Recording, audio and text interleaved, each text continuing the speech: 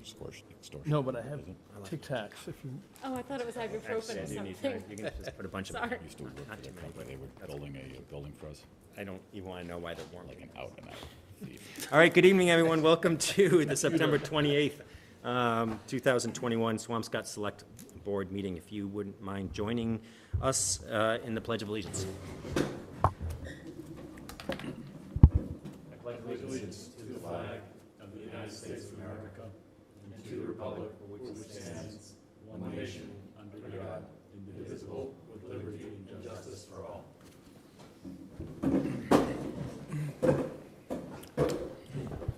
Good evening. In a minute, we'll have public comment, which is an opportunity for residents to speak to the board about items that are not on the agenda. We ask residents to keep their comments to just a couple of minutes, refrain from political statements, and to the extent there's any questions or comments about town personnel, to please reach out to the town administrator or any select board member outside of the public meeting. 2 ways to communicate with us, 3 ways. If you're here live, you can come up to the microphone. If you're on Zoom, you can raise your virtual hand and we can call on you on Zoom. And otherwise, you can email me at pspelios@swampscottma.gov, and I will check my email periodically. Before we get to public comment, to give people a chance on public comment, there is, Ally, I guess I'm going to jump around and go to, bear with me, we're not ready to do, or are we ready to do library? I'm sorry? Are we ready to do library now, or we need? We are wait? not. He's not here yet. Okay, I apologize. All right, so let's just go to public comment first. If you're on Zoom, please raise your virtual hand if you'd like to speak, or otherwise, welcome to email me at pspelios@swampscottma.gov.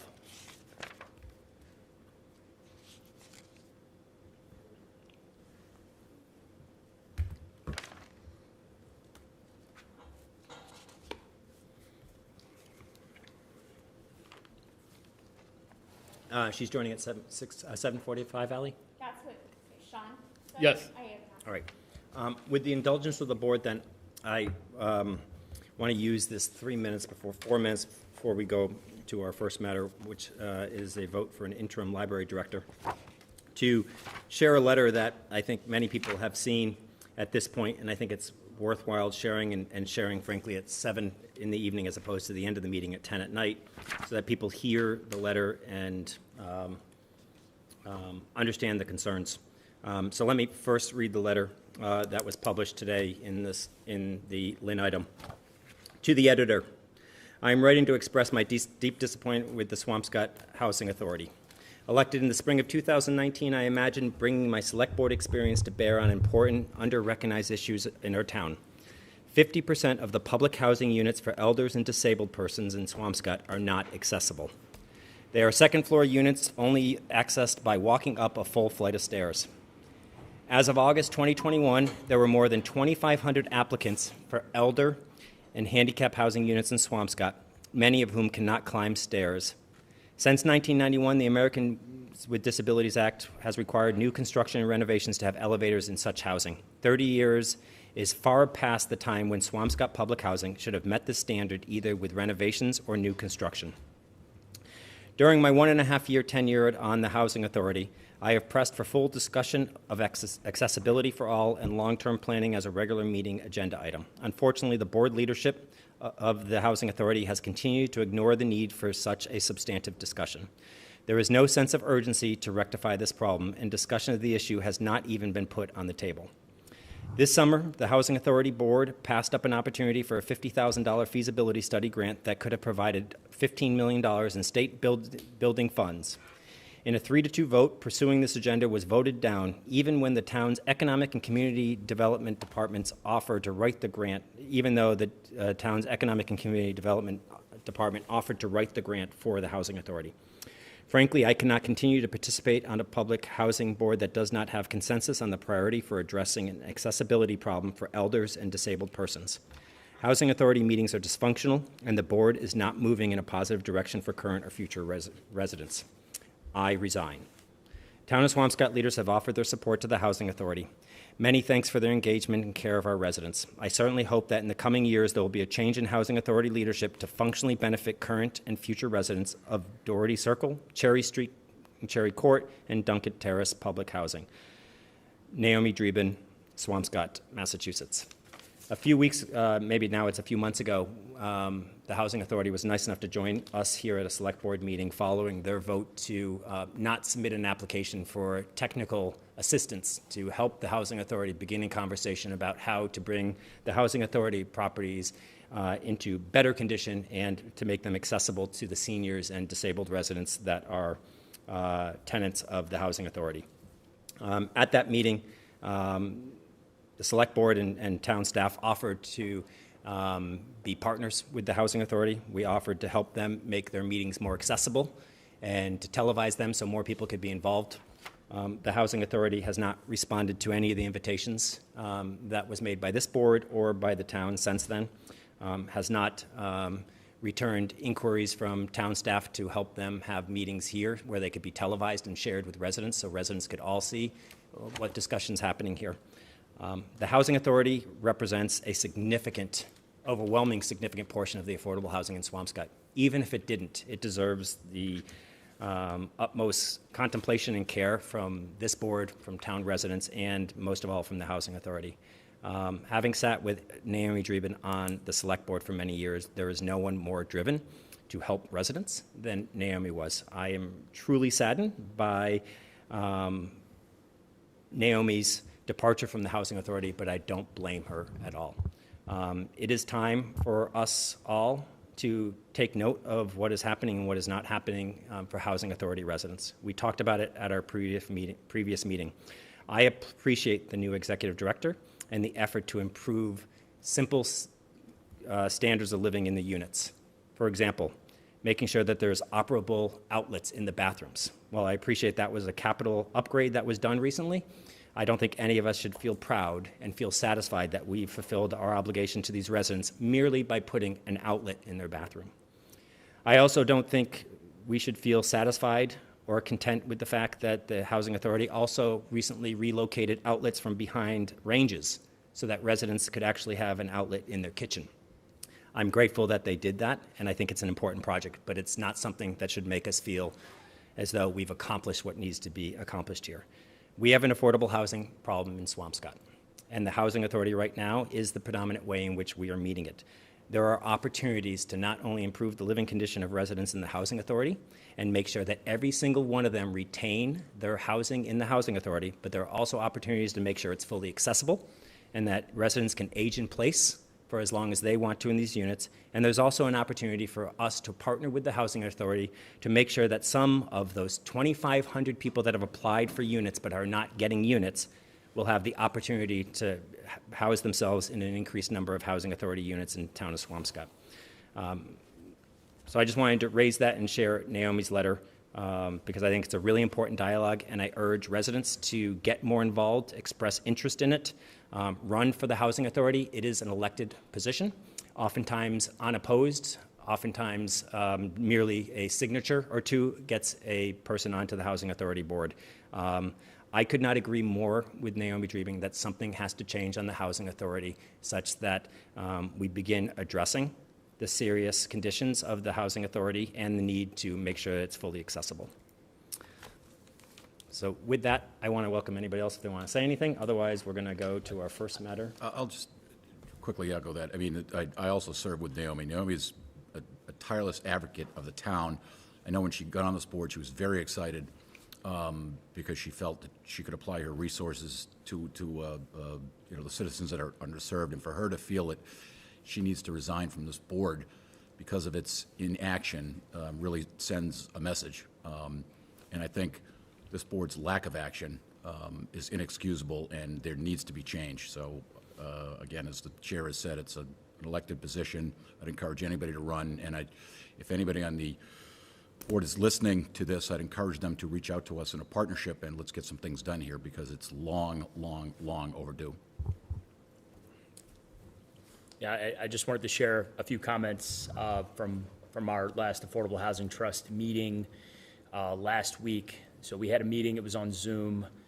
There were a number of residents from Housing Authority properties who joined us and begged, pleaded with us. Can you help me, when you say us, you're the liaison from the I'm the, select board? I'm the select board liaison to the Affordable Housing So, Trust. so, but So that they doesn't make, begged- that, you're not a member. I just want to make people don't understand when No, you I say. am actually a member. I'm a voting member of the Affordable Oh, sorry, on the Housing Affordable Trust. Housing Trust. On I'm the sorry, I thought you Affordable said Housing Trust. Authority. No, My no. apologies, sorry, Dave. No, these are residents, these are housing, these are residents of Duncan Circle and Doherty Terrace who joined us at our meeting and begged and pleaded us as Affordable Housing Trust members and as elected officials to help them, to help improve their conditions.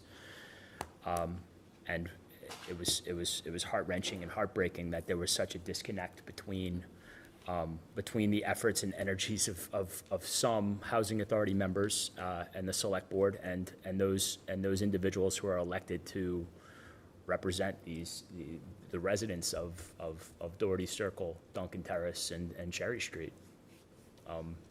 So again, please run. Please run for these positions. Please be the change that you want to see. These residents are relying on you and on us to help, but we can't go at it alone. Thank you. I'll just say, I mean, I agree with everything that's been said. Thanks for laughing at I'm me. sorry, no, it was, No. I'm sympathizing with Neil. That's why I'm chuckling. I really am. And I'm just gonna add, I am a little confused, I guess, and I mean this in an administrative way.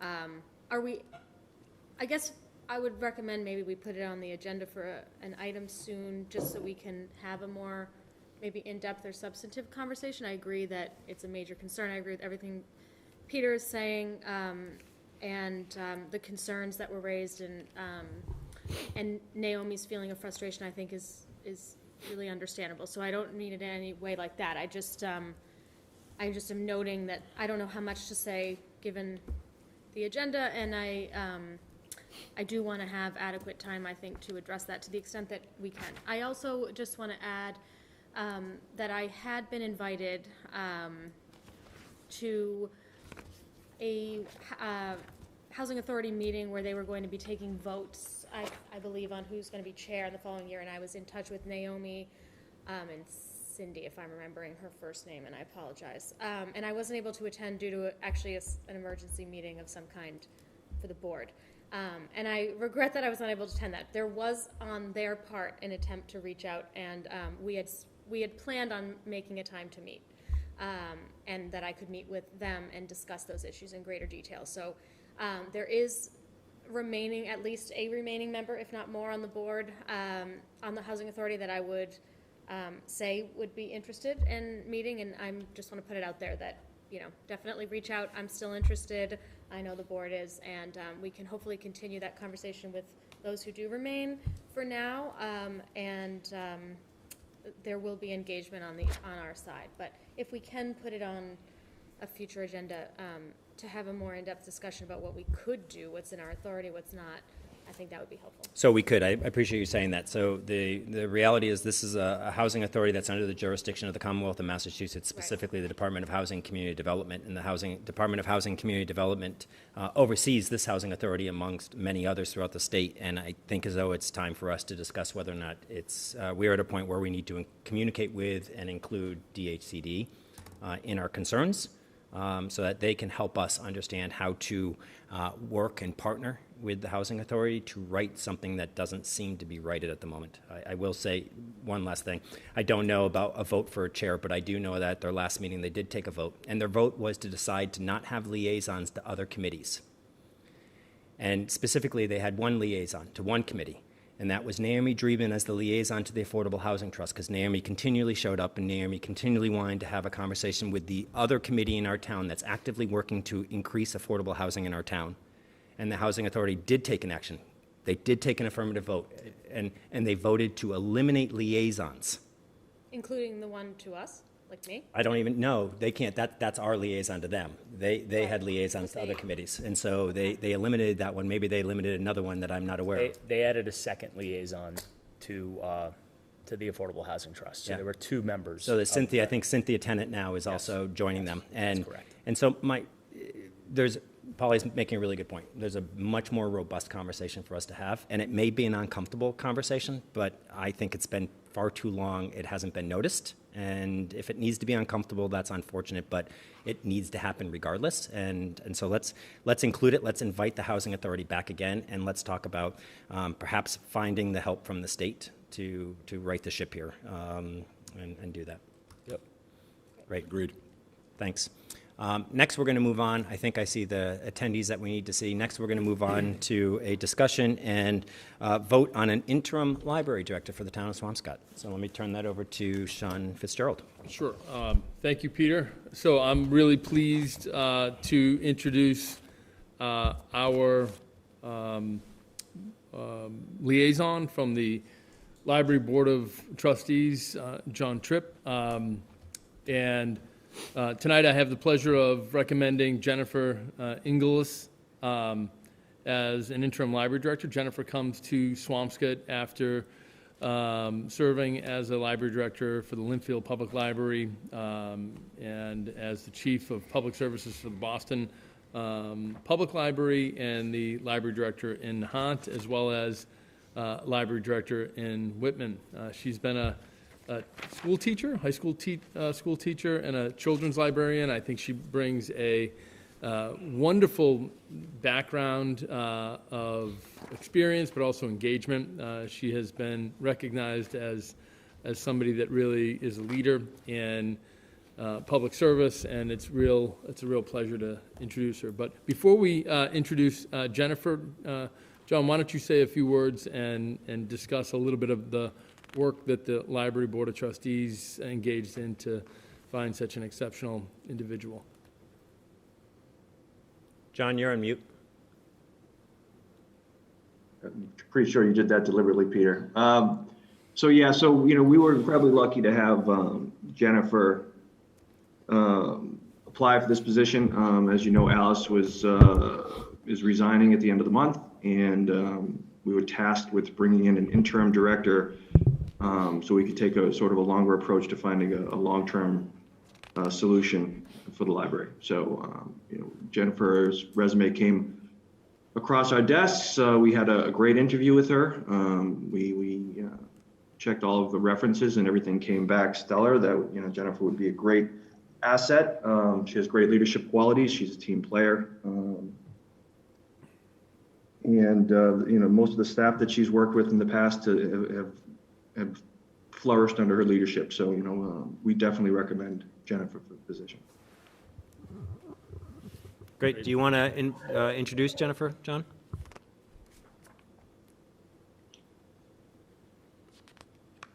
You can go back on mute and say, no, I'll let Sean do it. It's okay. John, why don't you go ahead and do that? I'm sorry, I don't have I'm happy to do that. Hi, Jennifer. Welcome Hi. to Swampscott Select Board's meeting.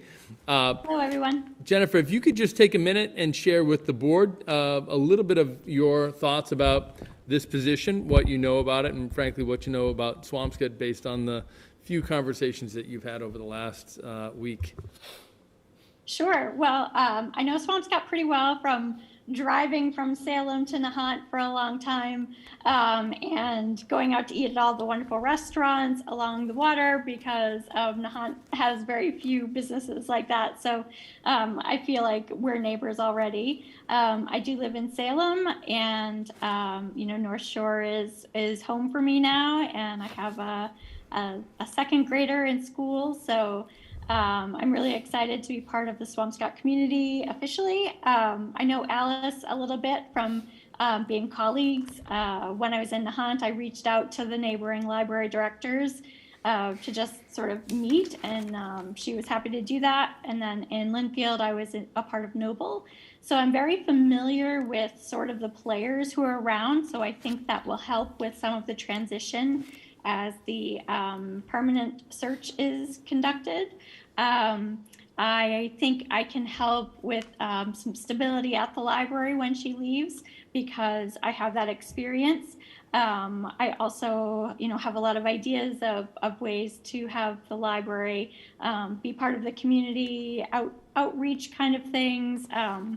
I love to talk with people. I love to work with community organizations. So I think that would be a really great asset. I really think staff are the most important thing we have at the library. So learning from Alice in her last week here, I'll get a chance to get all of her information and suck that in, and then help with the bridge to the permanent director. Thanks, Jennifer. Sean, do you mind giving us a bit of information about the process going forward and the timeline for the process going forward for recruiting, identifying, and bringing on Sure. our permanent?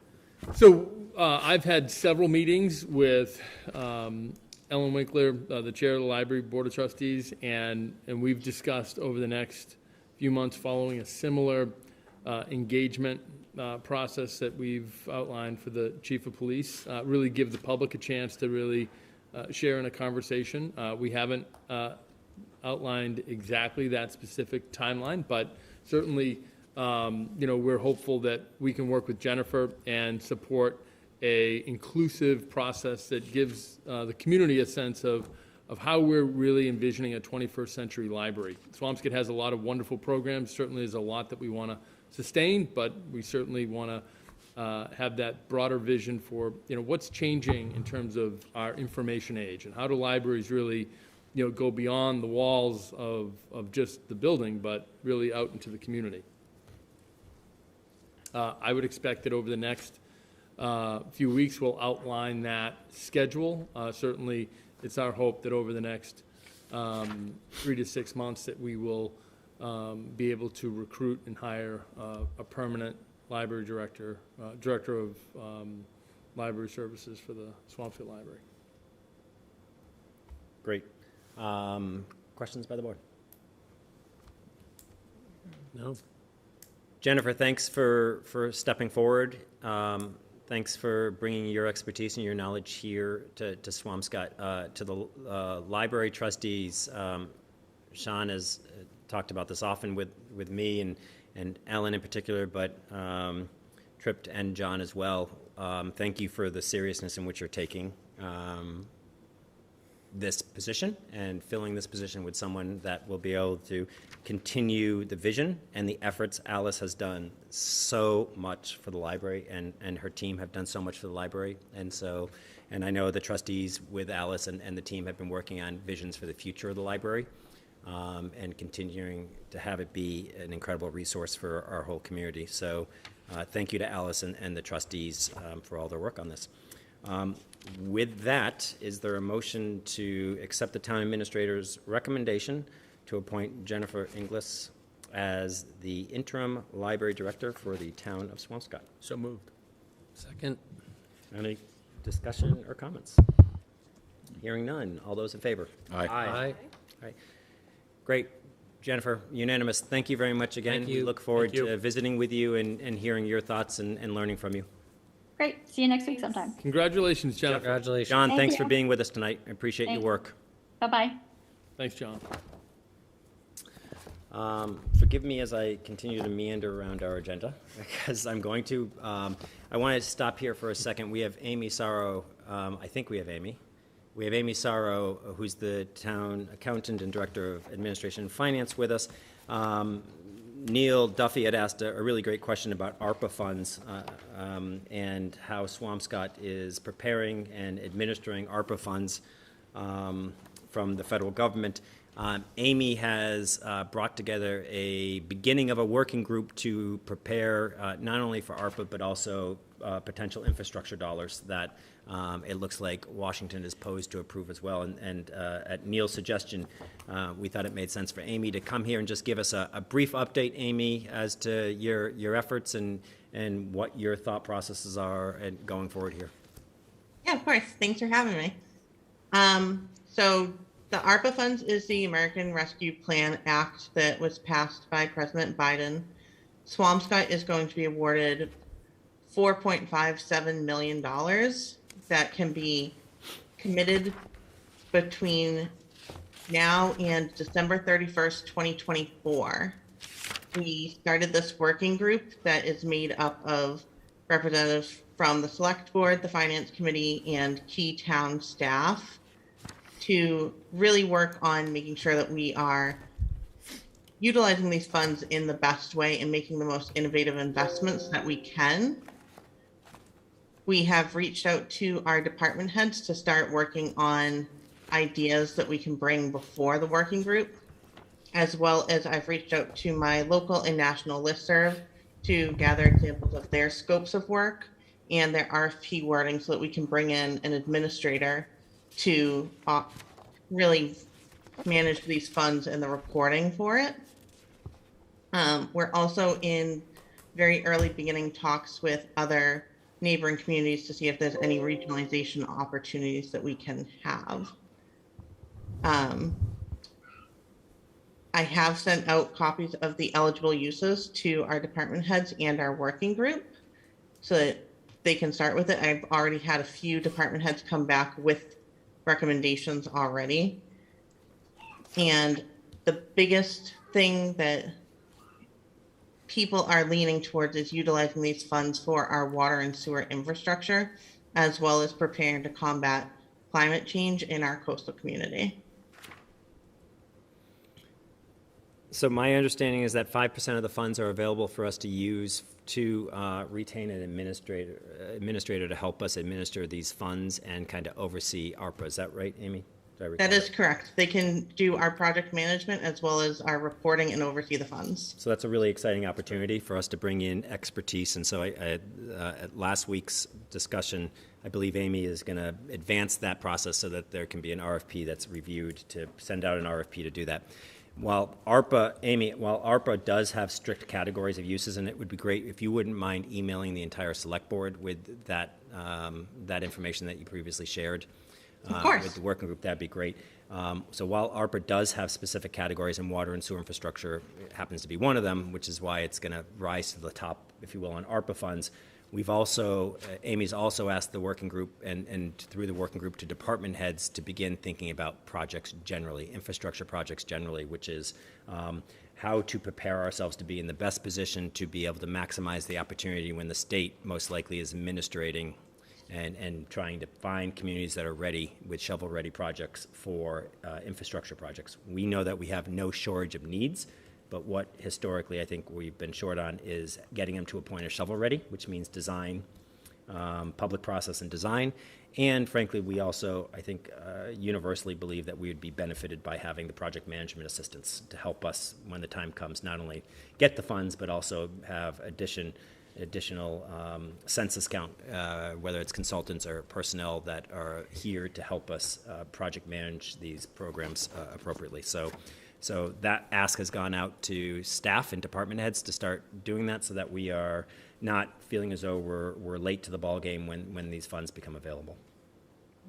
We also, even though the water and sewer infrastructure is very exciting part of this, there are community uses for this as well, as in addition to combating COVID-19 effects and the public health emergency. So I know Margie particularly had sent us some ideas regarding those community uses and how to improve those businesses. So I don't want to gloss over those very important uses also. Right. Questions, Amy? Yeah, you mentioned like studies or design services as a potential use. Is there, so I assume, Amy, that the categories are, it doesn't have to be a specific project, like a construction project. It can be like engineering services or a technical study or a feasibility study.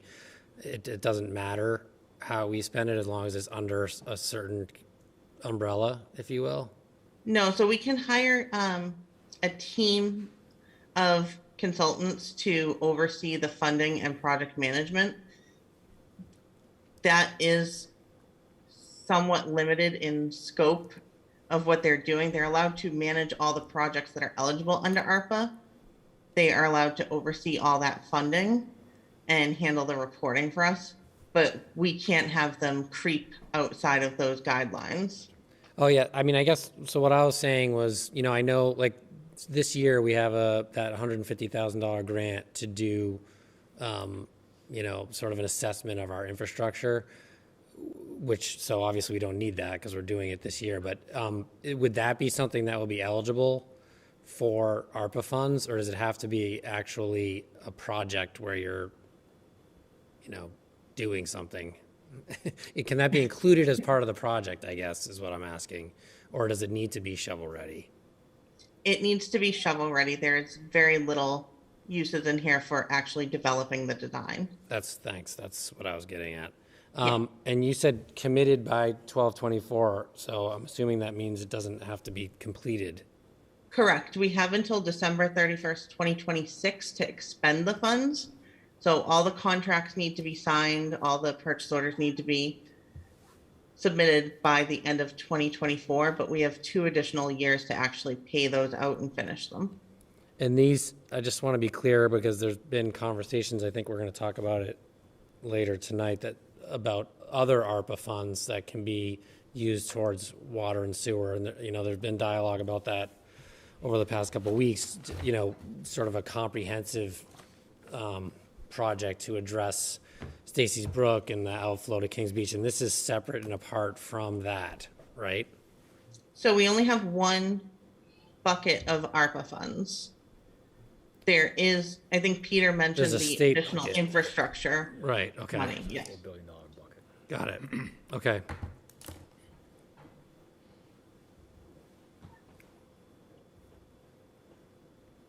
And is it open for, are we able to apply for these funds now? We When already we're- have them. So we did already apply. I And- guess like when we identify projects, can we, Yes, the eligibility period started on March 1st, 2021. okay, We already have half of the money already in our bank account. And that we can use up to half of it in the first year, but we do have to be mindful that it's supposed to last us until 2026.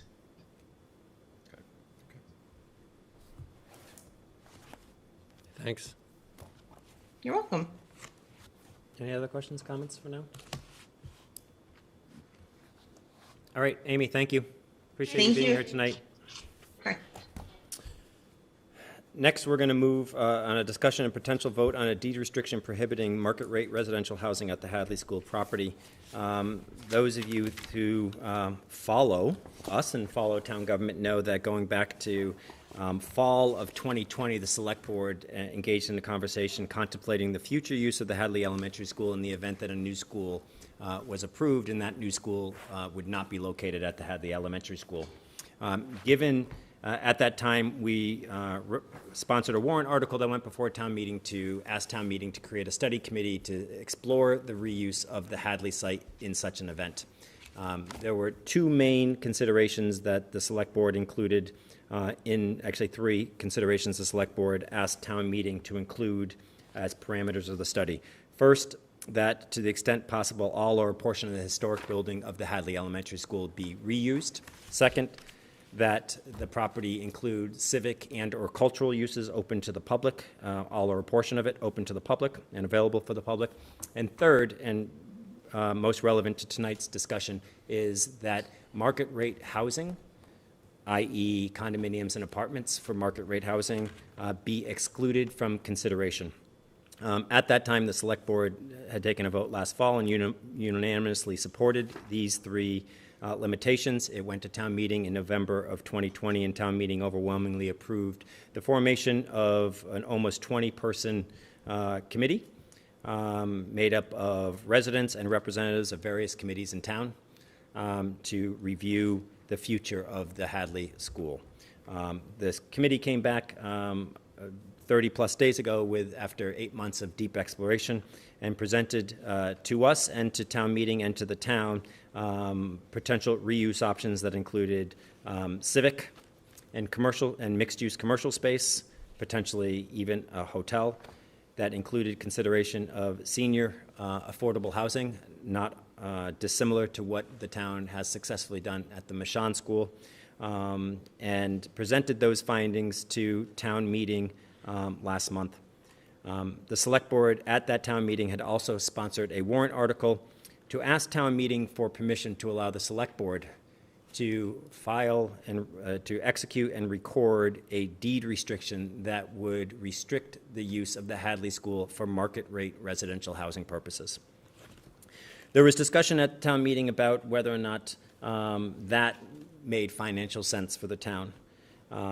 Without going into too much of the detail, I think it's worth just noting the basis for why I believe the select board recommended excluding market rate housing, and why town meeting overwhelmingly supported both the creation of a committee that would study everything but market rate housing, and they also approved last month allowing this board to vote on, execute, and record a deed restriction prohibiting market rate housing. And I think it simply comes down to this. In a land-constrained, densely populated town like Swampscott, on balance, reusing the Hadley School for civic, community, and other uses that bring the community together and create places for us to meet and explore and enjoy Swampscott together is a higher priority than increasing the supply of market rate housing. We have no shortage of neighbors and market rate housing. Importantly, affordable housing is still on the table and a really important consideration because, related to our earlier comments about affordable housing is something this town drastically needs. So tonight before the select board, consistent with the overwhelming vote of town meeting, is a discussion and a potential vote by the select board to have us execute a deed restriction, which will be recorded at the Registry of Deeds, that will prohibit all or a portion or any portion of the Hadley School from being used for market rate housing or as parking for market rate housing, thereby preventing market rate housing. The only way in which this deed restriction can be removed is a subsequent action by town meeting. So therefore, said differently, this decision is now, after tonight, will be in the hands of your town meeting representatives, and therefore in the hands of the community to decide whether or not they, at a later date, want market rate housing. We believe that that is not going to be the case, that people are going to be excited and see the opportunity to use the Hadley School for one of the all the choices: civic, cultural, mixed-use commercial, or senior affordable housing. So tonight we have that vote before us. Town Council has drafted the Declaration of Covenants and Restrictions for our consideration. It's a simple one-page, little more than one-page document for this board to consider and vote on. Before I open up for a conversation on this, we're focusing right now on the future of the Hadley School in the event that the new school is constructed and the Hadley School is no longer used for educational purposes. But there's also another school that people have inquired about that it's important to talk about, which is the Clark School. What happens to the Clark School in the event that the new elementary school happens? And the answer is clear and unequivocal. The school department will continue using the Clark School for educational purposes. It will become the new handicap-accessible home for the integrated preschool, a tremendously popular and important program that serves a large number of Swampscott residents and potentially even a broader swath of Swampscott residents when it has its new home at the Clark School. The Clark School will also serve as the new home of the school administration. By relocating the school administration and the integrated preschool to the Clark School, we will be freeing up significant space that's currently occupied by both within the middle school, something that the middle school principal, Jason Kalishman, has expressed great enthusiasm for so that he can increase programming and opportunities for the middle school grades within the middle school program. So with that, I want to open it up for a conversation or a discussion, and then ultimately see if there's a motion to take a vote on this.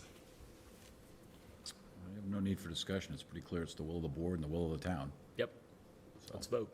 All right, with that, is there a motion to approve and to authorize the select board to sign the Declaration of Covenants and restricting, prohibiting market rate housing or parking for market rate housing on any portion of the Hadley School property? So moved. Second. Any questions or conversation? Hearing none. All those in favor? Aye. Aye. All right, it's unanimous. Thank I you. have a question.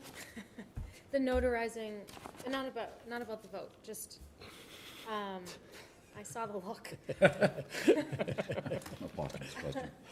So we're just gonna come back to town hall or something? I Yes, just we don't know need how to this- have wet signatures with the notary, so we're going to need to sign this at town hall Yeah, to be able to do it. So I'll coordinate with all of you to come and sign it in the town clerk's office. Great. thanks. All right, with that now, we're going to move on to, thanks for letting me just move around here. We're going to move on now to a vote on the 2021-22 boards and committees appointments. And Ally, Sean, did you? Yes, I would Sean. be happy to talk about this, one of my favorite subjects. So after the last meeting with the select board a few weeks ago,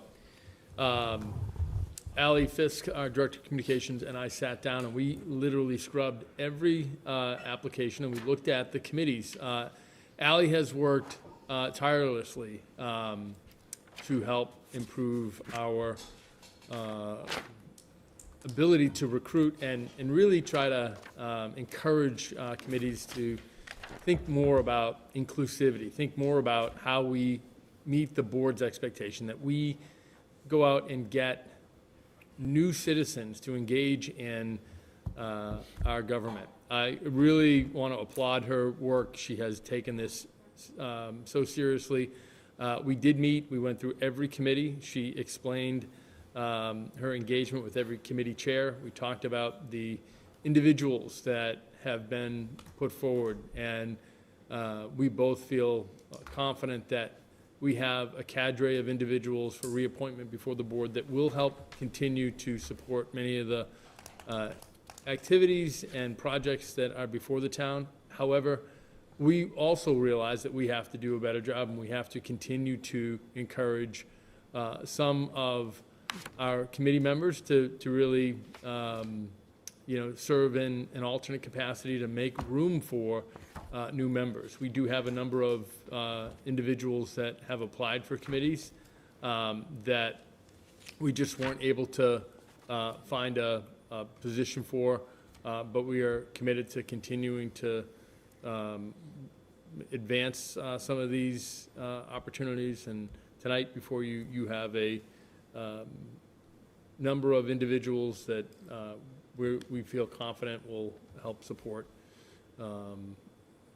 the work of the town going forward. With that, Ally, any additional updates that you wanted to provide, or? No, so I have a presentation that I can step through if we want to go through by board that kind of outlines who's up for reappointment. As Sean said, we did take a very careful look to make sure that, there were no opportunities to bring someone in who had submitted an application. There are still a lot of remaining vacancies, and we are actively working on those to the point where you should see some coming up on the agenda in the next couple of weeks as we're getting people settled in to appointments. So any vacancies that you see today, please know that they're all actively being engaged and being filled. The only questions that I might raise here is that I believe there are 3 individuals that have been outlined in this, and they're outlined in my presentation as well, who were non-responsive. And I want to leave it up to the board to decide what you want to do in the case of a non-responsive board member who did not get back to my numerous requests to ask if they were interested in being reappointed, whether or not you take no action on them or choose not to appoint them. so let's flip through. Yep. And I think we can address those then. I think what's really important is to identify just specifically who is up and who you're recommending, and then also to highlight vacancies. Yep. Because I think that's a really important thing for people to hear about. And then we'll stop if anybody has a question on a specific board and committee, but keep going, and then maybe do one vote at the end for the entirety, if that's okay. And we'll address her question though, because I do think. As we go through it, we'll look at who's Those will come up. the non-responsive, because it may be committee-specific that we should think about. So yes. Okay. I need to take this off. All right, so starting with the Affordable Housing Trust, this committee is 6 members. There are 4 who are seeking reappointment right now. Kimberly Martin Epstein, Joan Honig, David Grishman, Eileen Vogel. There are no vacancies on the board, but there are also no pending applications for this position either, or for this board. And the town administrator recommends reappointment for all 4 members. Did we do a background check on the Grishman fellow? So Second. Dave is actually a liaison from the board. He's not really. No, he is. Yeah. Oh, he's a voting member. Housing, A voting he's member. a member. That's right. I'm sorry. This committee is relatively new, and we have a really crackerjack committee here. And, you know, again, I think what's important with this new committee is that we seek that continuity, get the committee, you know, focused. But it's one of the most impactful and impressive committees that we have. And I think the goal here is to just keep members focused on affordable housing. Next is the Andrews Chapel Oversight Committee. They have 6 members. 1 member is seeking reappointment, and there's 1 vacancy on the board. There are several pending applications, and the town administrator recommends reappointment for this member. Dana Anderson. Athletic Field Advisory Committee is less than 1 year old. There are 11 members. 2 are seeking 1 reappointment. 2 are seeking reappointment. 1 member declined reappointment, so there's 1 vacancy on the board. There's 2 in that there's one of them is an ex officio. There is, so the town administrator recommends reappointment for the 2 members seeking reappointment, both who are very active. Can you explain what a vacancy is for ex officio? So the ex officio vacancy was somebody who I believe was originally filled by someone from the athletic department. It was, I don't remember if it was an athletic department representative specifically, but for that reason, so it was Kelly from the school department previously, and it hasn't been filled by someone who fits the same. Right, so ex officio is ex officio, it's not something we vote on, but can we just get that filled? Yeah, I mean, there was an effort in when this was formed Great. to fill that. can we maybe communicate we with can the revisit. superintendent? Yep. Please, and Absolutely. see if the superintendent's successful in Yep. doing that, that'd be great. Thanks. Yep. I need to write myself a note.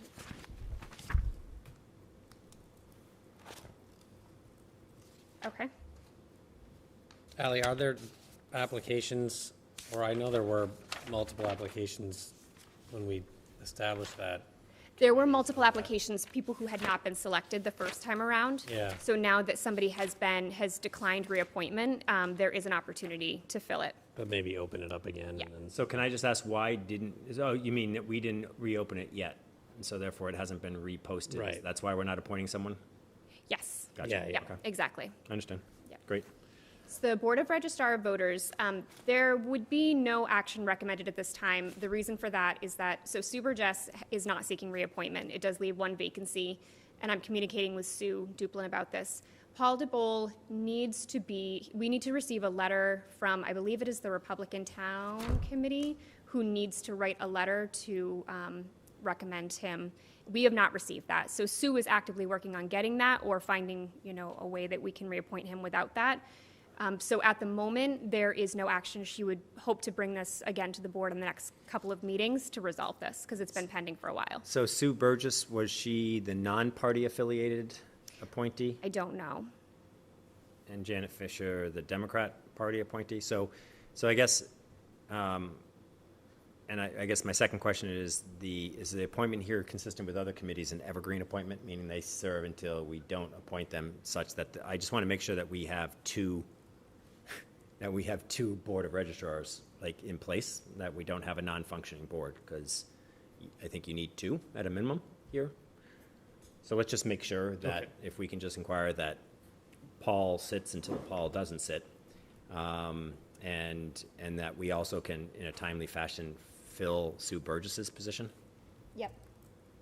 would be great. Okay. Thank you, Sue, for serving for all the years that you did. The Conservation Commission has 8 members. 3 members are seeking reappointment. There is 1 vacancy, which is an alternate, and we are going to be bringing forward nope, not for this one. And so there's an active search for Conservation Commission member right now. We did review all of the applications. So 2, there's an alternate, on our sheet, we have an alternate and a member as showing vacant here. Yours might be, 2, 3, 4, 5, 6, 7, 8. outdated. We show an alternate and a member It's true, vacancy. this one is outdated, yours is correct. So yours has, I believe it was Jonathan Grabowski's, is not on that one? No, he's on it. He is Yeah, I just think as though you're just one line short. Tom Ruskin? Is he Yeah, not? Tom Ruskin was. Sorry, Tom's not on it. Tom, yep, so since I created this PowerPoint, Tom did step down. Okay, So there should be 2 vacancies, both of them, yes, so they're actively searching for. So at this point in time, it would be, but in any case, Sean recommends reappointment of the 3 members, Tonya, Jonathan, and Randall. great. Constables, there are 6 constables, 3 are elected and 3 are appointed. One of the appointed constables is seeking reappointment, and the 2 other constables have declined reappointment. There are no vacancies, sorry, that is wrong. This is a little outdated, I apologize, since we just had those. There are vacancies. We have not received any interest in those vacancies being filled so far. And the town administrator recommends reappointment for constable seeking reappointment, which is Paul Minsky. Am I correct? This is the only committee that we can advertise that you will get $100 per year stipend if you are a constable, and you get to then serve process. So this is the only committee we can give you a financial bounty for. Get some views. It's a good chance that several select board members are going to be seeking the constable You position have to ask for it. shortly. So the catch is you have to ask for that stipend. You have to ask for the stipend. Don't tell anybody. That's going to be a positive budget variance for the year. It has been a positive budget variance for years. Now you know why your taxes aren't going up. It's that hundreds and hundreds of unpaid constable stipends. All that process. All right, Ally. All right, Council on Aging. Since I One last. second, Ally, we're different order than you. Are you? Sorry, nope, there we go. No, we're right. No, they're fine, we're good, Since- sorry, my fault. That's fine. Since I I last just came took- before you, there are 2 vacancies, 2 new vacancies. Heidi Weir had to step down as she's now staff, and another member stepped down. So there are 2 vacancies that are currently actively under review. The town administrator recommends reappointment of Marilyn Cassidy, who's currently serving as the chair of the committee. There have been a lot of appointments to this board this year. By the way, I believe there's 4 this year alone, so it's a lot of new members. Yep. Stop me if you need to. I'm going to keep going. So it just sounds like the other pending applications will be reviewed for the other vacancies. They're currently under review, Yeah. exactly. So the Cultural Council is, it's a state agent, it's a state, how do you put it? One of 329 cultural councils in the Statutory. state. Thank you, statutory. And so statutorily, they can have between no less than 5 members and no more than 22 members. That means that they obviously have a tremendous amount of vacancies per what the state requires.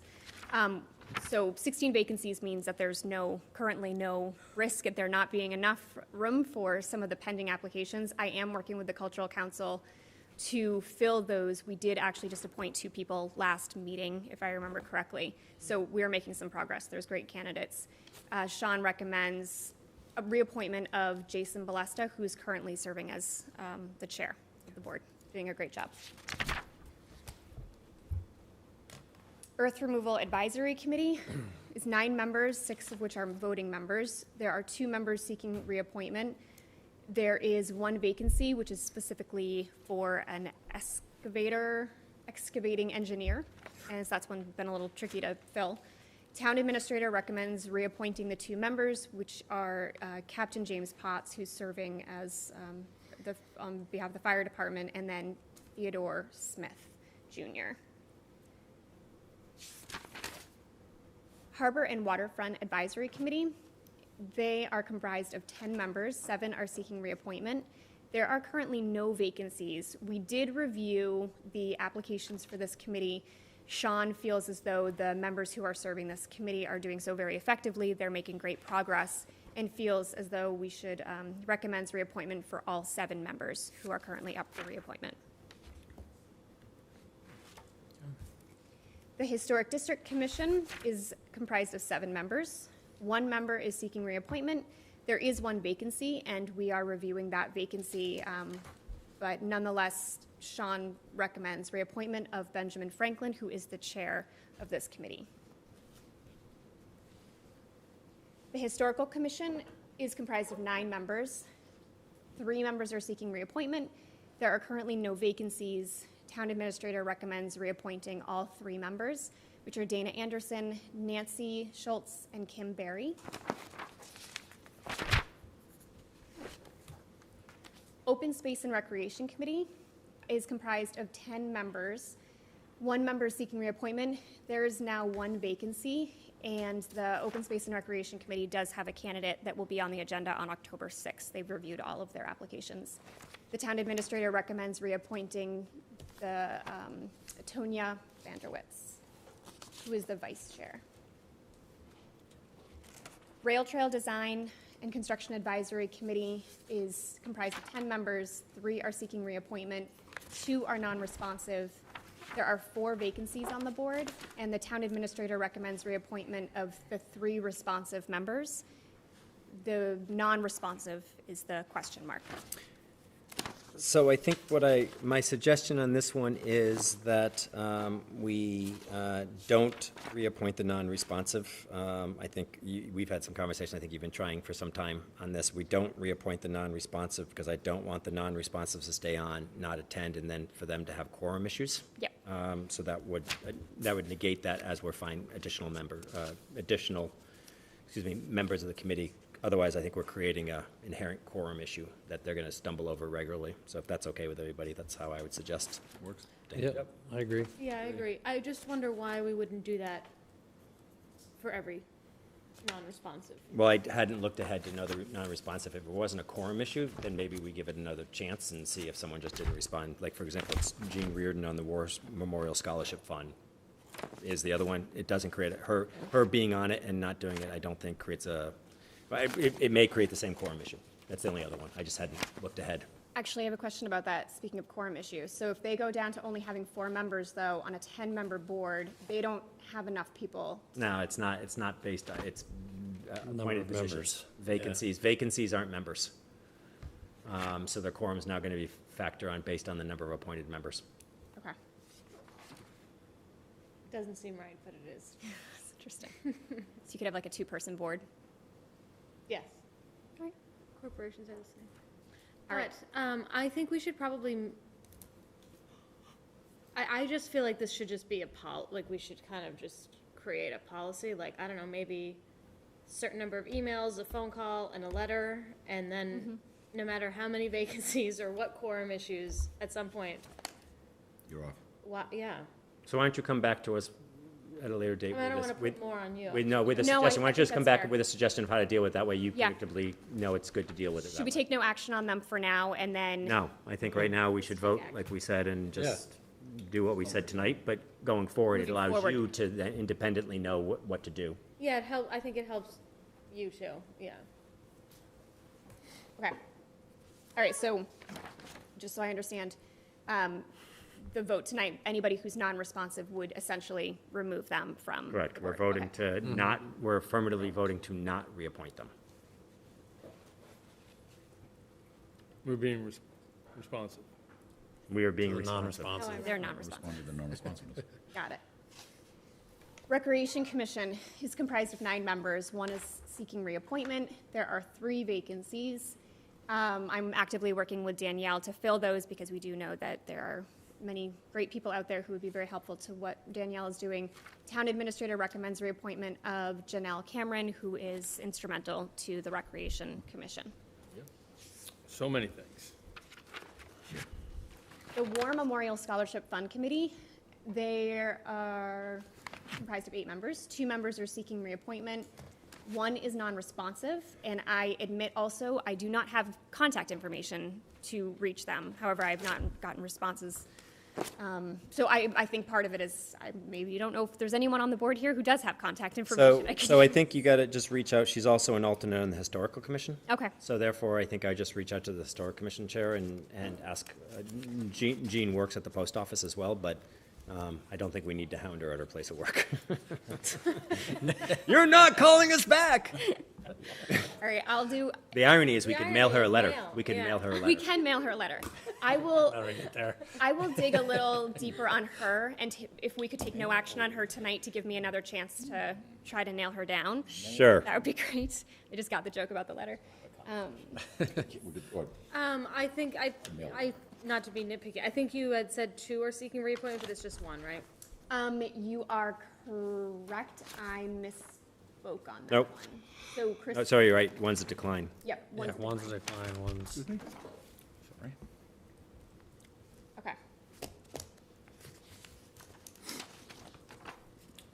And then the final one is E. Can I just suggest maybe to the town administrator and Ally that maybe we ask our Veterans Services Director as well, if it either, I have some ideas for this. Let's talk to our Veterans Peter, Services. Ally and I did talk about, we have a and- couple of new members that are engaged in the Veterans Post, and they would There's- be excellent.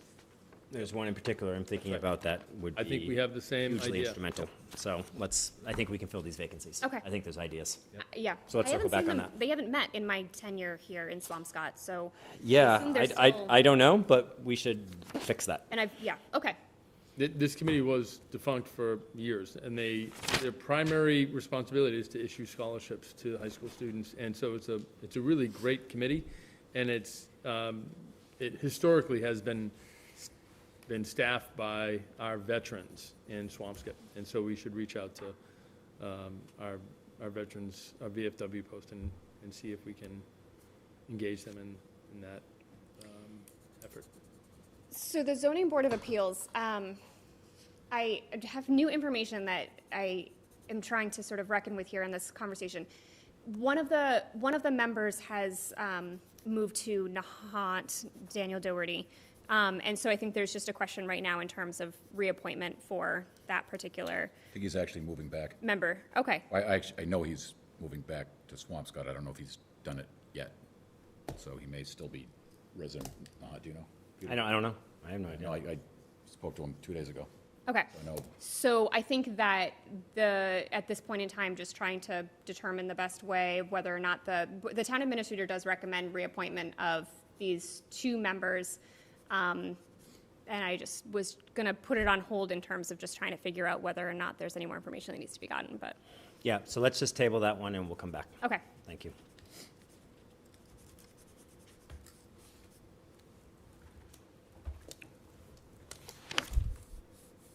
Great.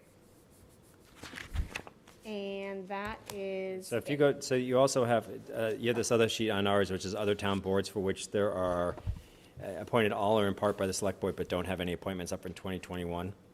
Yes. Can you just follow up with us? You don't need to do it tonight. And Yep. just let us, it seems strange that all these committees don't have any appointments or like Yep. when they're up, or just send us something to let us know when they're up, because it feels strange not to have a single. Some of these committees are now, frankly, probably need to be dismantled, like civil service. It met, they fulfilled their charge, they're done. Article actually- 6 is created by town meeting. Article 6 hasn't met in a while. I think we've got to regroup with CIC and FinCom to, that was a town meeting mandate as well, and I think we got to regroup about how we're going to rejuvenate and bring that back to life. There's a lot. For example, I didn't even know that we have a harbor master committee. I'd never even heard of that. There's not a harbor master committee. For some reason, it's just listed on our board and committee application, and so that one is a mystery as well. But it also There's some says that- for number of members, number of vacancies is 3, which is because we have one harbor master. So We So I need 4. would be- I do, it's great. I would appreciate, the opportunity to figure out which ones are. Yeah, so for example, the Renewable Energy Committee, it's strange that there isn't an annual appointment. Yeah, and Right. it happened last year too. There was some. Yeah, years so where they we've just got didn't to have it. fix that. Something's off. There's all, because of staggered expiration terms, there's always going to be, I think on some of these, always going to be an appointee. Yeah, That's okay. We'll figure it out. Like, for example, the Turf Field Advisory Committee, we can dismantle. Yeah, we Like, don't need it. is that something that would require a vote? Should I be coming to the board? Yeah, we probably should. I mean, by the time we dismantle the turf field, we're going to need a new turf field. So, Maybe we wanna Turf keep it Field there. 2 Advisory Committee.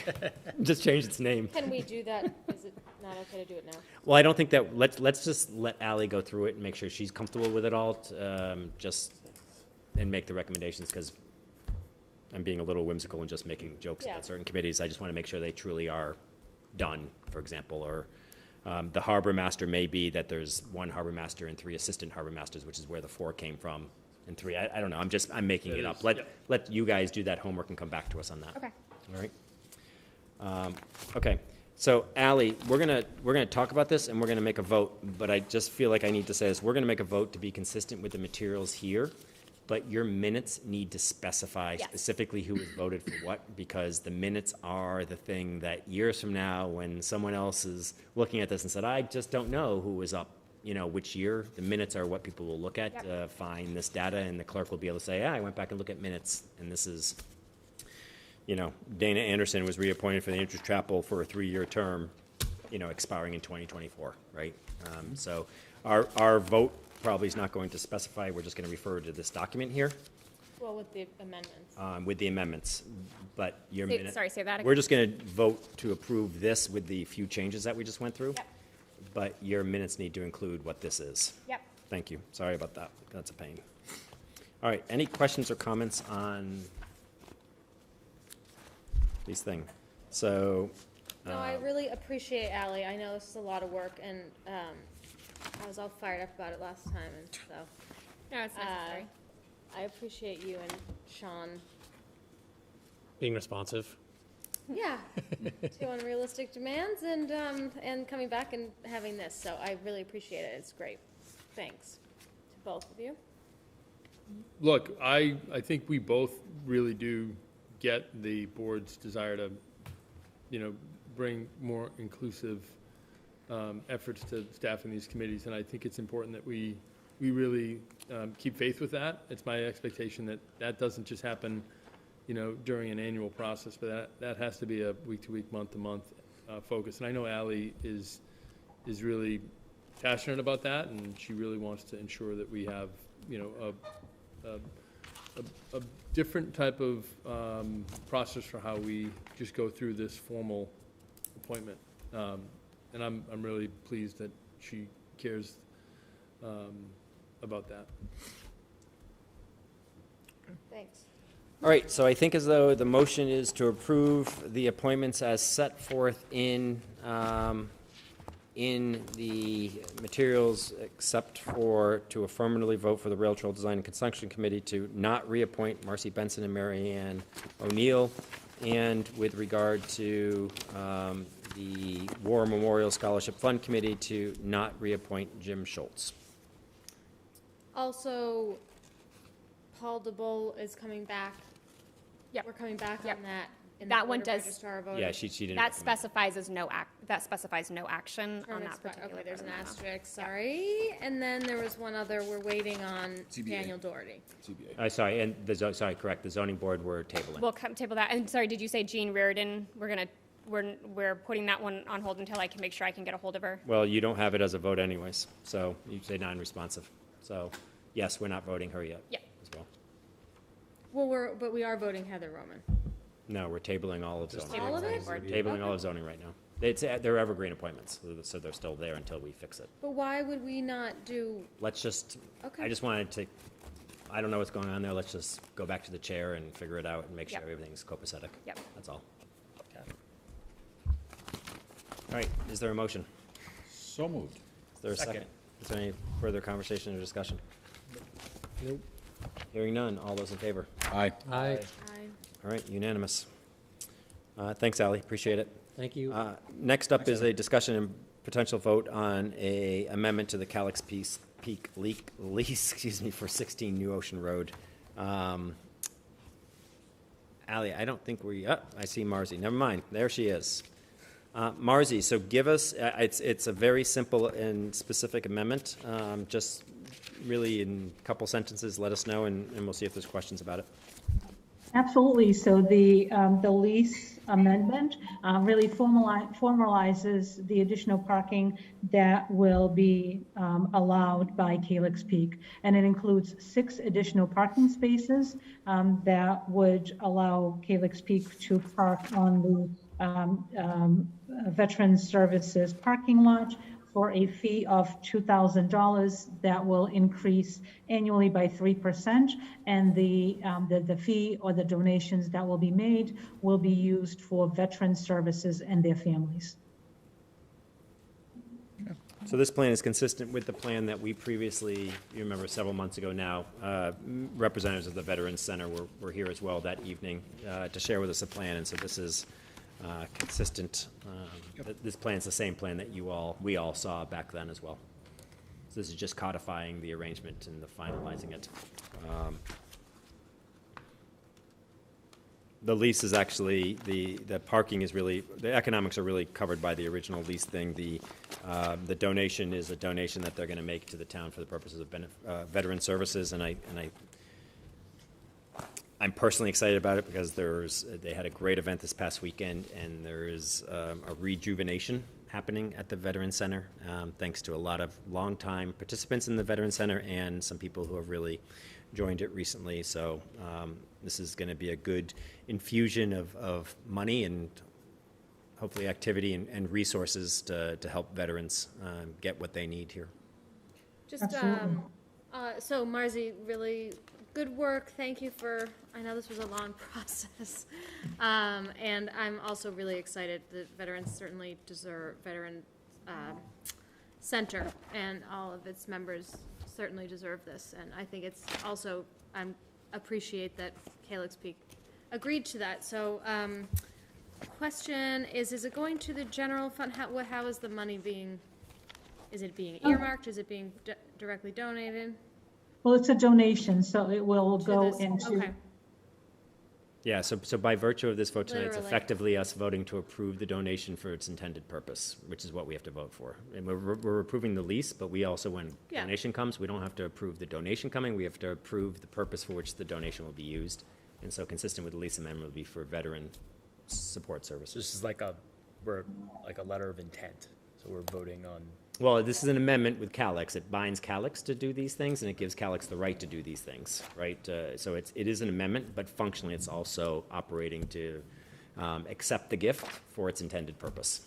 Right, but is it going, Gifts are not in the general fund, so the gifts stay outside, and then So it's- So therefore. the town accountant will put this on the non-general fund ledger and just make this as part of a donation for a specified purpose. yeah.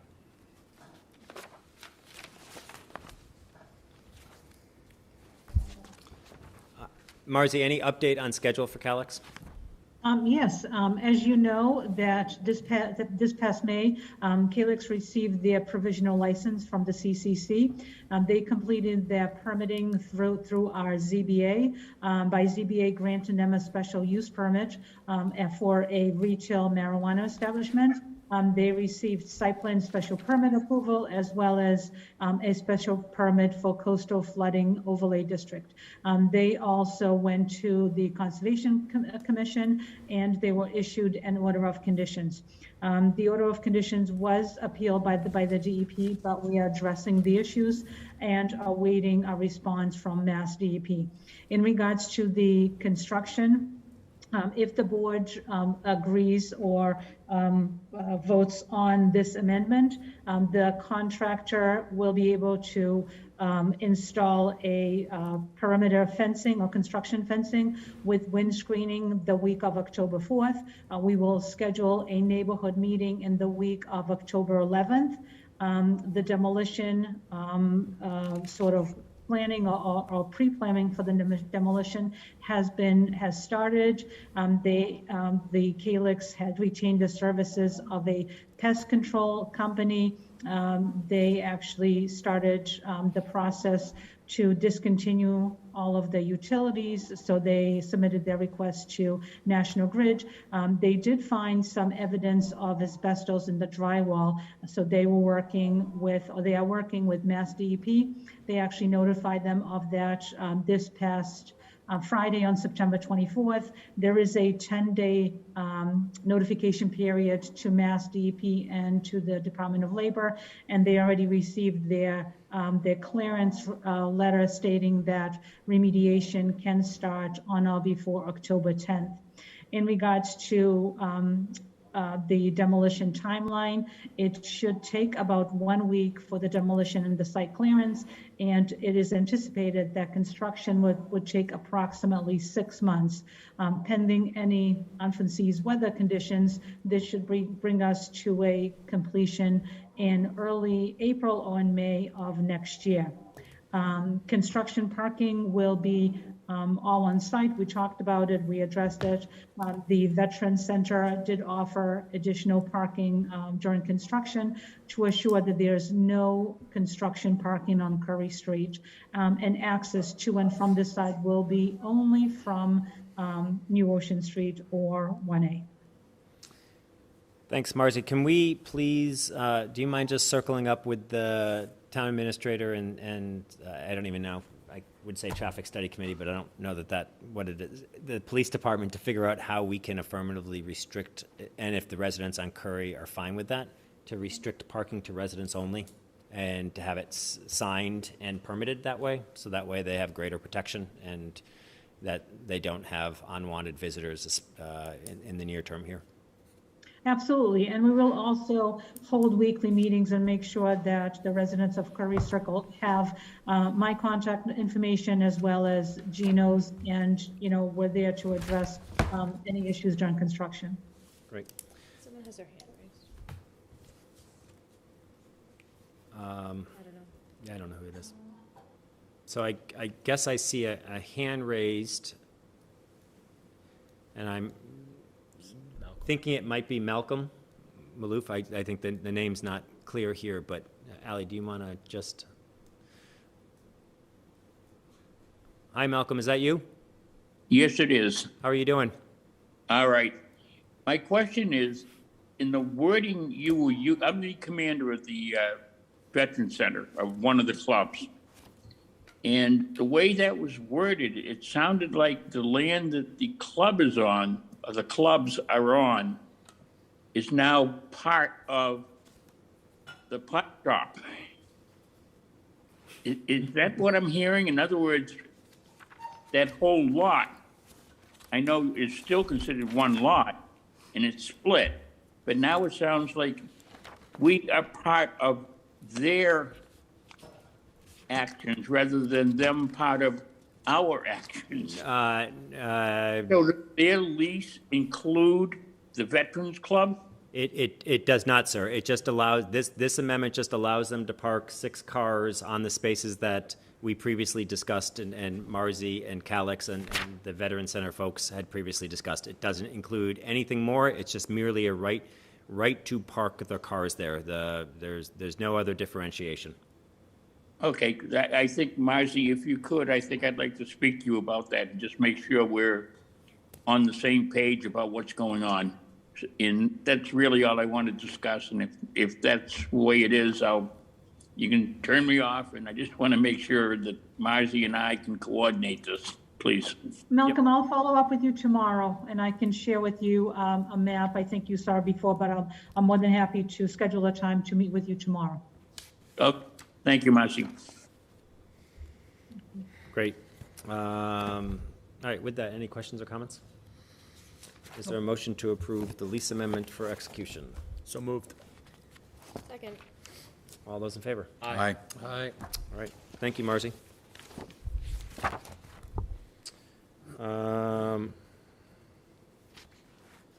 All right, next up is we're going to take a clarification vote just for the upcoming October 19th special town vote. As you may recall, at our last meeting, we took a vote to authorize the gymnasium at the high school as the location for the upcoming October 19th town-wide vote relative to the new elementary school.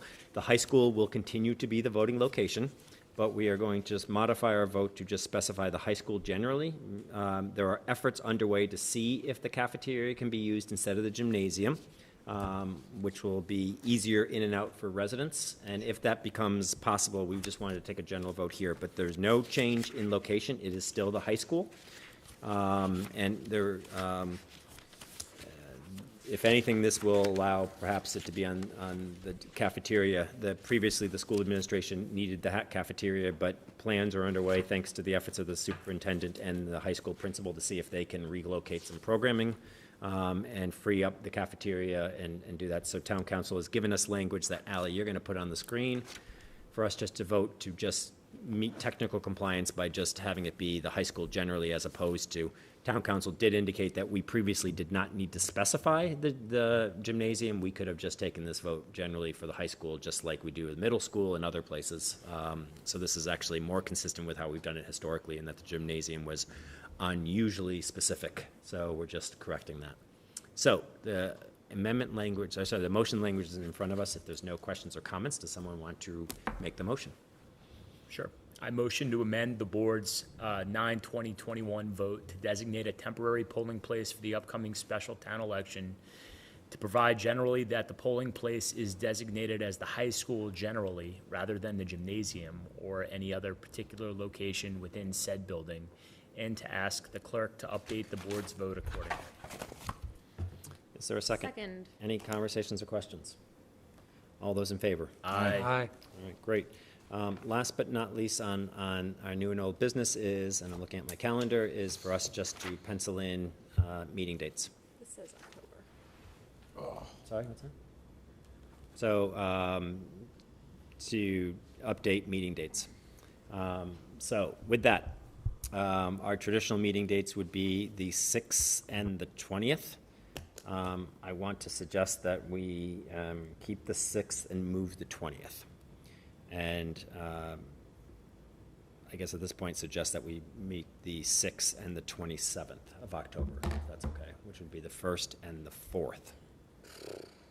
The what, I'm sorry? The 6th, the... 6th and the 27th of Are we October. keeping the 6th at 6? The 6th at 6, Okay. the 27th at 6. I'm good with that. Peter, yeah. Oh, what I meant to say was the 26th at 6. 26. Yep, that's good.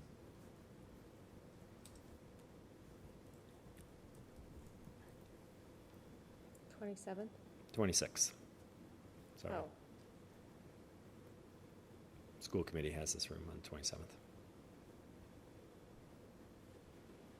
Yes? works for me. All right, so that would be the 6th and the 26th at 6, and then the 3rd and the 17th of November would be our normal 1st and 3rd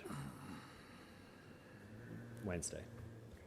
Sorry, say that again, Peter? So The 3rd and the 17th, which would be our typical. So the 17th is the conflict with the school committee. They have scheduled their meeting for that day to avoid Thanksgiving holiday. And previously, we'd been able to hold 2 meetings at the same time, but we can't now because of the broadcasting Zoom conflict. So we'd have to find another date. I did reach out to them and ask if they could move, but didn't get the indication that was possible. So, Well, they are gracious hosts to host us in this taxpayer-funded room. So we will move our date to another date because we would not want to displace our hosts. That would be awful, even though it is the 3rd, and even though we just displaced ourselves another month because they were. That's okay. We can do this. So, how about the 3rd and the 16th? Sure. Why not? Good? Is that a yes or no? Yeah, it's good. Okay. Is this, seems to be coming up a lot. I don't know if this is an ongoing. I think it's this time of year in particular we run into this. and we used to be able to work around having them both happen at the same time. It's just that we can't now because this is the only room that's set up to do the broadcasting that we need. We're going to work on trying to get another room set up. But February is another example of the school committee books every Wednesday for their budget hearings or budget meetings. You guys have them too, and we used to be able to do that, and we can't. So, but I did reach out and encourage them on days when they can't.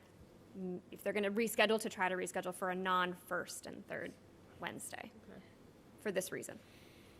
I appreciate it. I just have a standing thing on Tuesdays, so if it's, I just need to. Right. whatever No, I'm with you. I think ideally we're going to avoid those.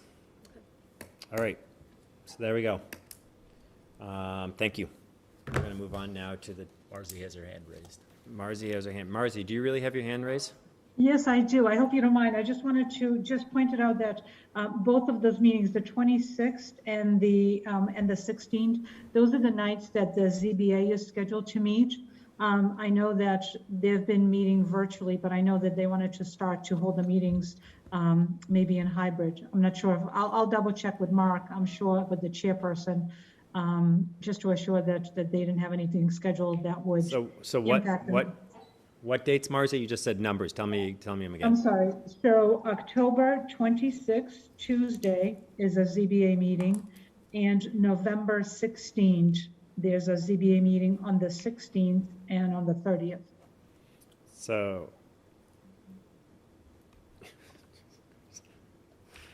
But Marzi, those meetings, have they held any of them hybrid yet?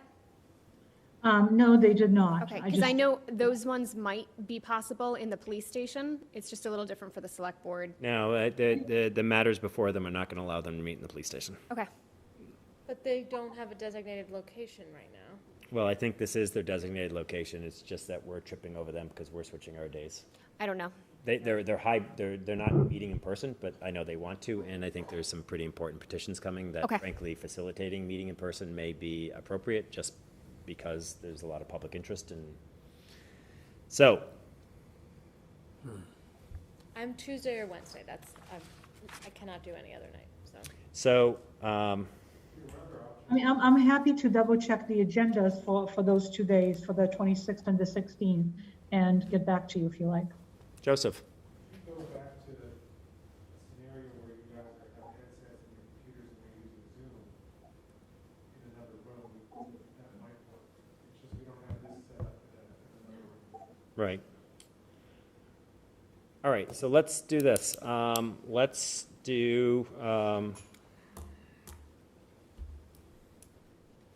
look, I'm avoiding the 20th because it's the day after the town election, frankly, and I don't think that we need to be having meetings and having, I just think there's just too much going on.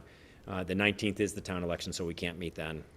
The 26th, so look, I think we got the 27th, you said the school committee's here? That's why we're out. And the 26th, we're out because the zoning board? I guess, yeah, the zoning board's new to me, but yes. I mean, honestly, at this point, I'm going to run for housing authority. They don't televise their meetings, so it doesn't matter. So we can meet in any room. That may be a solution. So sorry, to come back to this, the October 27th, Joe, the conflict that I'm aware of, oh, yes. School committee, yeah. Are we resistant to do a Zoom meeting, like, for one meeting, just to do it? All right, let's do it. We're going to do a Zoom meeting on, All right, if I'm the restriction, I'll do what I can. well, you are the restriction, but it's okay. Like, No, don't, she's not, I can't do Thursdays either. Let's do the Tuesday, Wednesday. Sorry, listen, I'm oh my untenable. God, between you and the school committee and the zoning board. I'm declaring. This is literally the biggest debate we're having of the night.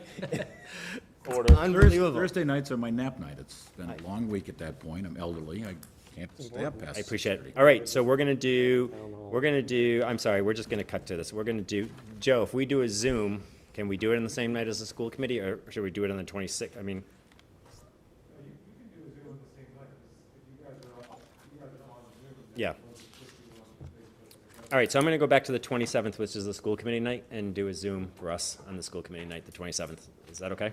Wednesday, the 27th? Sure. Sure. All right.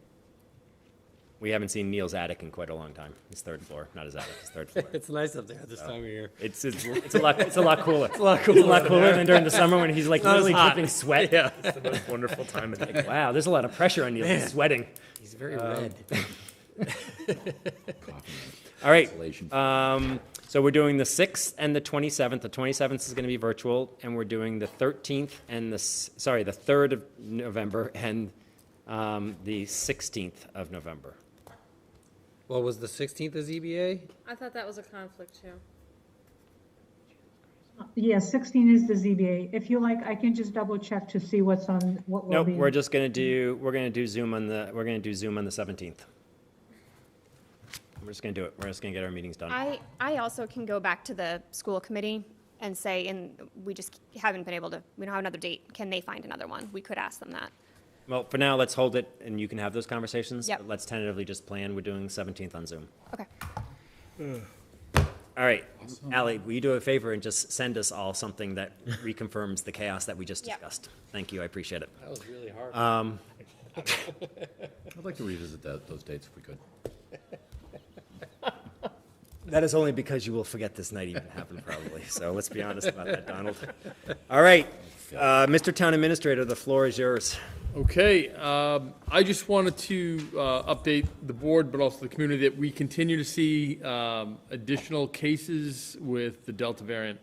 It just is important for us to remember that we are still dealing with the pandemic. We're seeing, that vaccines are effective, but there may be some waning immunity. So individuals are receiving booster shots, and we want to make sure that folks have masks. And if you're in a area where you can't get separation, we encourage folks to wear it. Previously, I've discussed our solid waste contract with the board. I've sent a revised proposal, but it's my hope that at our next meeting we'll engage in a discussion about recommendations for an extension for our solid waste contract. I want to welcome our new assistant town accountant, Trang Vu. Trang is a recent graduate of Salem State University with a degree in accounting. She also attended university in Ho Chi Minh City in Vietnam. She really has a terrific background, and she also is joined by our new Human Resources Generalist and Benefits Coordinator, Bonnie Lavoie. Bonnie started this Monday. This past week, I sent a letter at the request of our legislative delegation to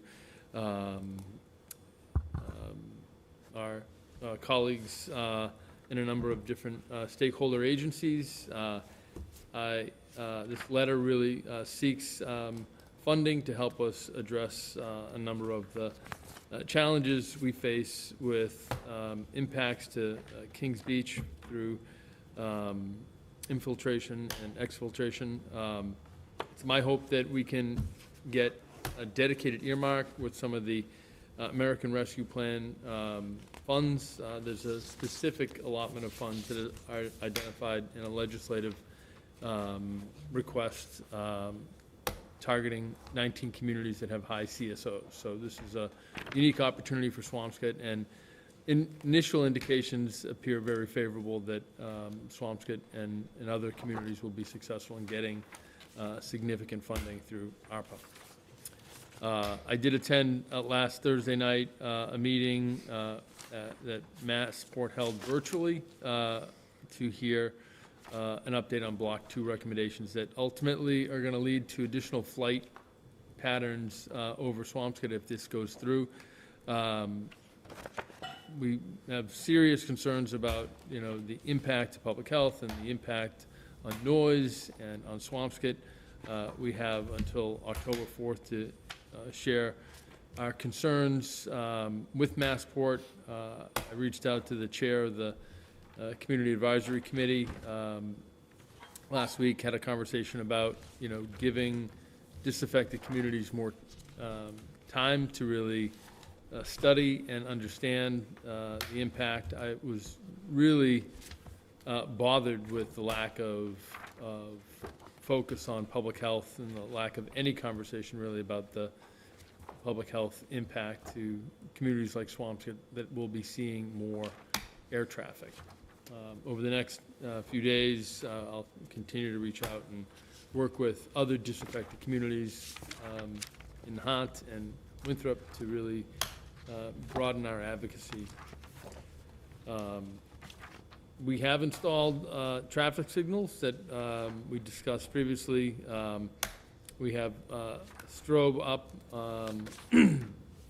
at the intersection of Blaney Street and Pleasant Street, and the DPW has also installed a rapid flashing beacon on Humphrey Street and Palmer Ave. We have additional beacons to install over the next few weeks, and we will continue to make investments for pedestrian safety. This past week, I signed off on a scope of work for design and engineering services to evaluate the widening and resiliency improvements for the pier. We have a meeting this Friday to talk about our critical path for the project, but I've given the board a copy of the scope and certainly would welcome any involvement by members of the board. We have a request for our cultural council grants. Our cultural committee would like individuals to submit applications for funding for arts, humanities, and projects that would benefit Swampscott. Any group that really has a great idea about how to really bring culture or humanities to Swampscott are encouraged to apply. The deadline is October 15th. You can visit our town homepage for more information. We have a senior center art exhibit on October 3rd through the end of November. This is a great opportunity to go down and see the art that our seniors are working on Monday through Friday from 9 a.m. to 3 p.m.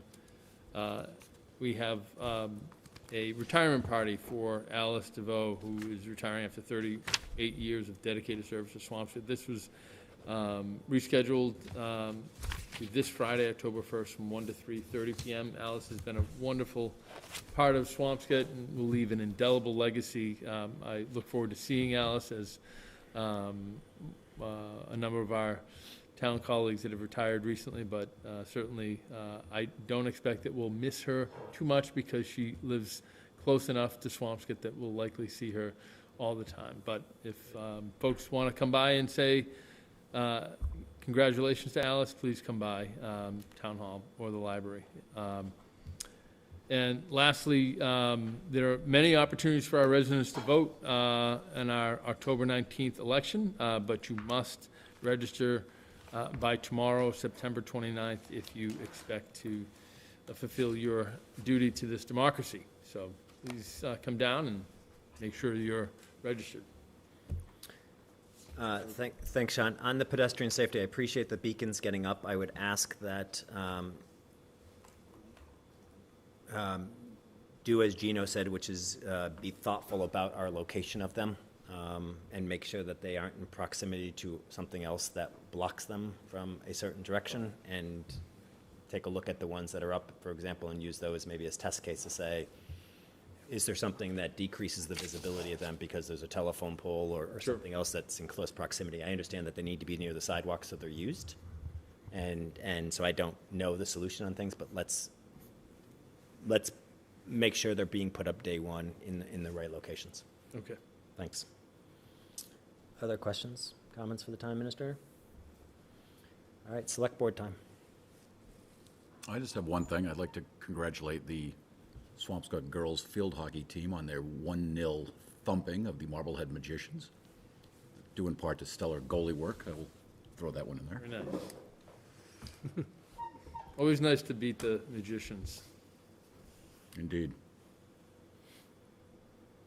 Other comments? No. All right, I just have one thing. Tonight in the mail, many Swampscott residents received some material regarding the new school. And over the next several weeks, we're going to have a healthy debate as a community about the new school and the future of school buildings in Swampscott. And it's a really important dialogue, and I encourage everyone, those for the schools, those against this proposal, and those that are learning about the proposals to participate. Swampscott's a really smart community, so we're going to have this debate with accurate information. And the proposal should win or lose based on accurate information.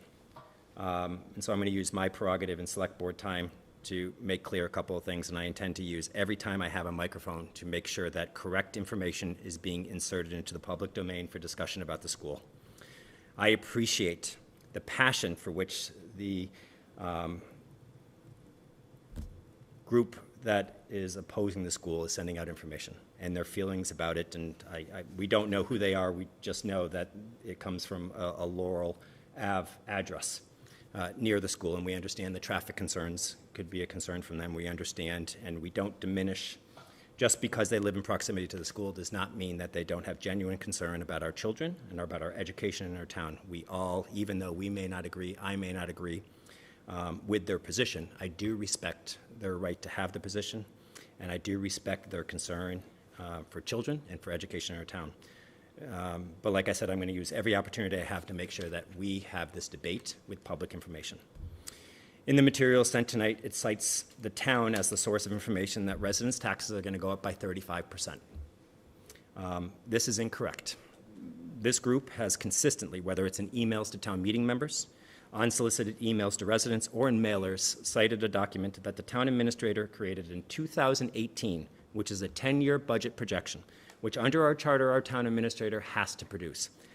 And that budget projection was about if we didn't make structural changes to the way in which we spent money and to our revenue, what would be our tax picture in that situation? And that showed over a 10-year period that taxes would go up by 3% per year. Compound interest rules will tell you that gets to roughly 35% in 10 years. But that 35% is if taxes went up by 3% per year and if the town didn't do anything. What information is not being provided is as follows.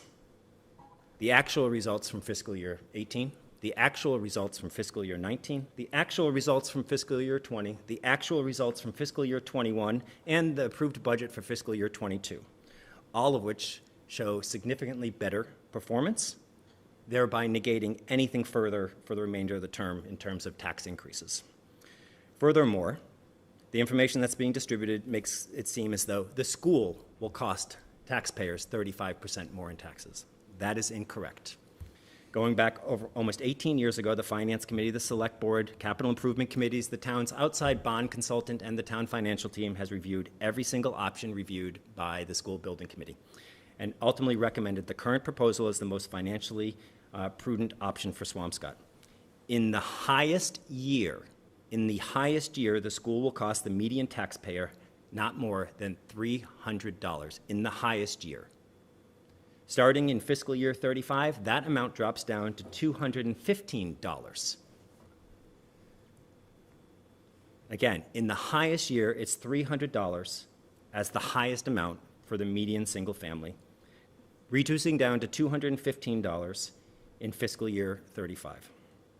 Secondly, the mailer that went out tonight said the operational costs for the schools are going to go up by 11%. That is incorrect. The school department has provided information to the Finance Committee relative to increased cost.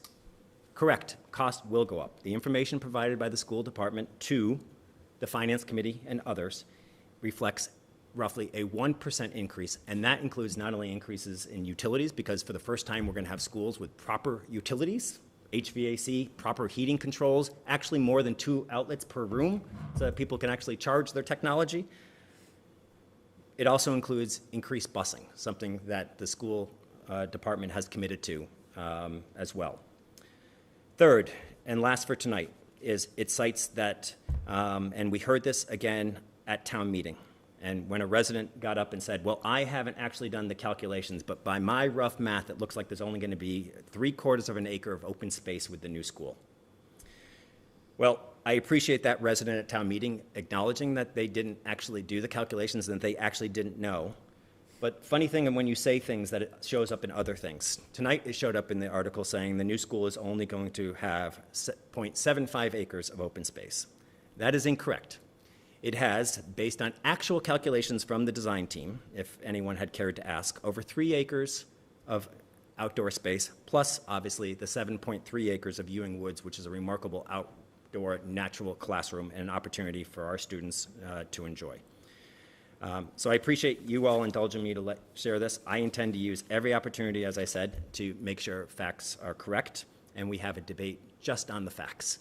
Everybody is allowed to have their own opinions. They are not allowed to have their own facts. With that, anything more for tonight?